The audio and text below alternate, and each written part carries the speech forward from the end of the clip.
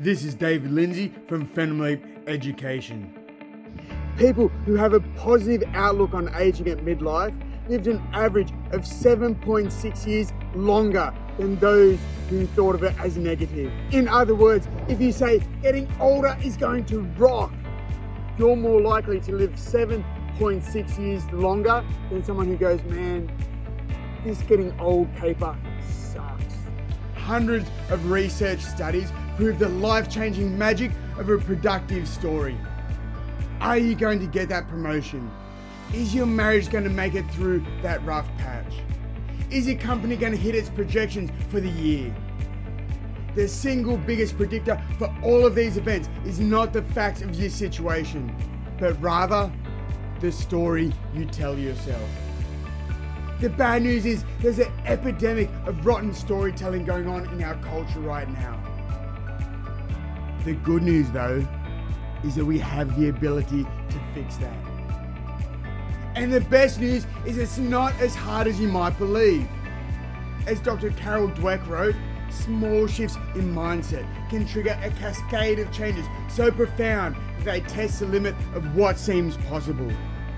The secret is to identify the ideas that trigger a narrative reset, that get your brain out of that negative spiral and into a productive mindset.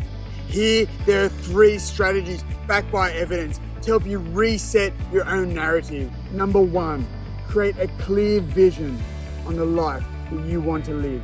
Know where you're going before you get started. A vision is a projection of yourself into the future. Unlike a goal, a vision doesn't have a clear finish line.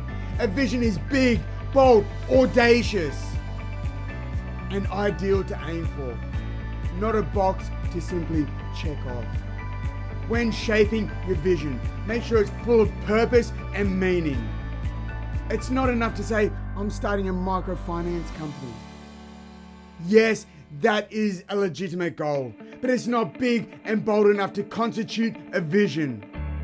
A better vision would be, I want to show an entire population that has been overlooked by traditional finance institutions that we are actually trustworthy.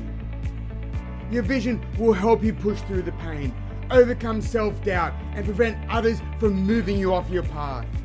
After you've crafted your vision, ask yourself these 3 questions. Does my vision matter? Is it bigger than me? And is it out in the future?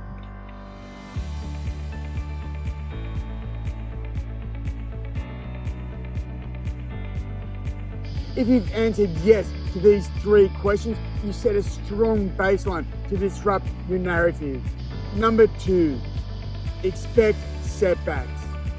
Failure happens. It happens to us all. Life happens. The story you're telling has to be true. You can't fool yourself with Pollyanna optimism when the world is literally falling apart. Research showed that when women were coached to tell themselves every day how easy it would be to lose weight, their weight loss faltered. Of course it did. Losing weight is not easy, and telling yourself it is doesn't help. Also, trying to convince yourself that everything is going to be great when your business is faltering is to deny reality. It creates a form of narrative dissonance, a disconnect between reality and the story we're telling, and it will ultimately break down. The trick is not to deny suffering or setbacks, but to accept the setback and the suffering and know that it will pass. Don't tell yourself a story about how easy things are or how good they are.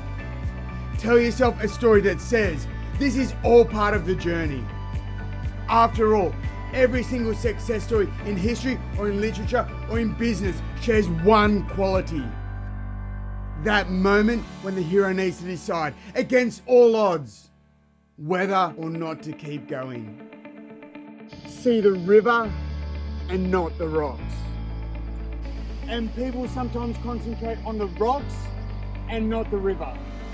We all tend to obsess over things we're afraid of. The problem is, in life, as in on the river, our boat goes where our eyes go.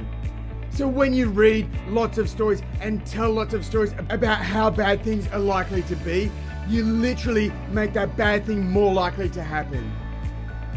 But therein lies a secret. The secret to changing this pattern. See the river, not the rocks. Instead of obsessing about all the things that could go wrong, focus on all the things that could go right.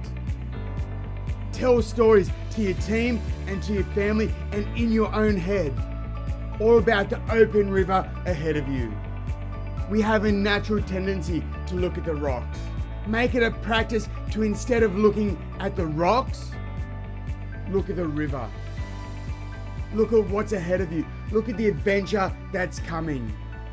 And your life will never be the same. This is David Lindsay from Phantom Leap Education. Discover your possibilities.